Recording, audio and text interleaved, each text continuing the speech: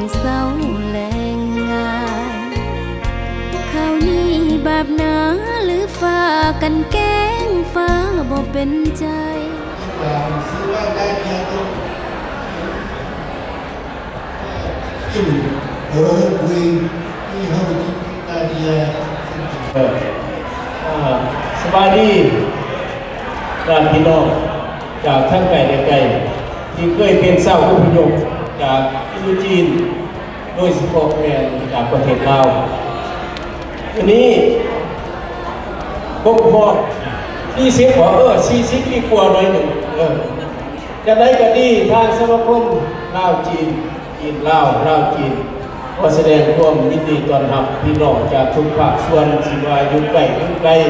ในเมืองหรือว่านอกเมืองก็ดีเนาะทางสมาคมลาวจีนเนาะขอแสดงความยินดี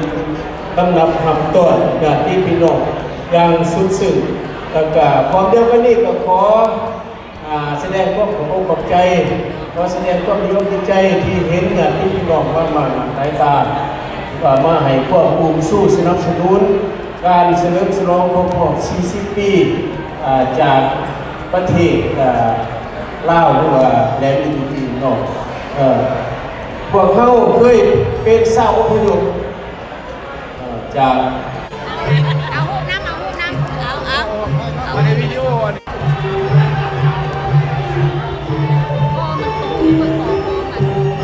มันจะพูดหาแม่มันก็ทำอย่างเพื่อน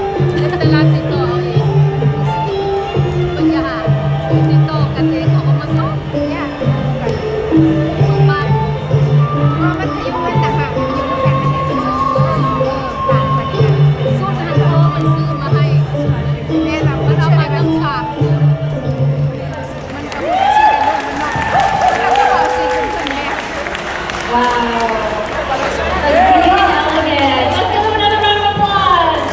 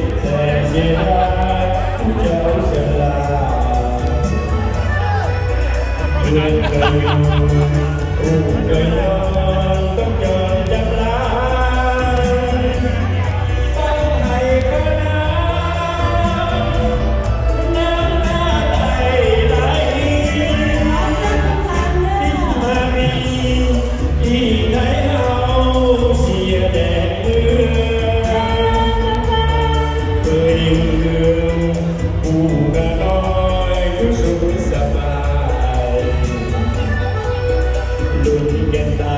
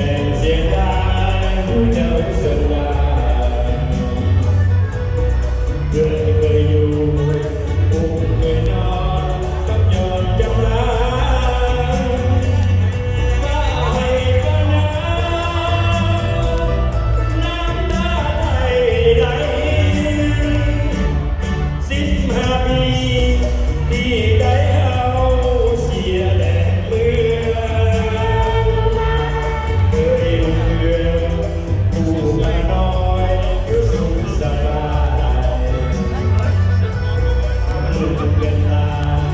ได้ศึกษาบ้านเมืองไว้ให้บ้านนี้จะไกลไม่เสียดาย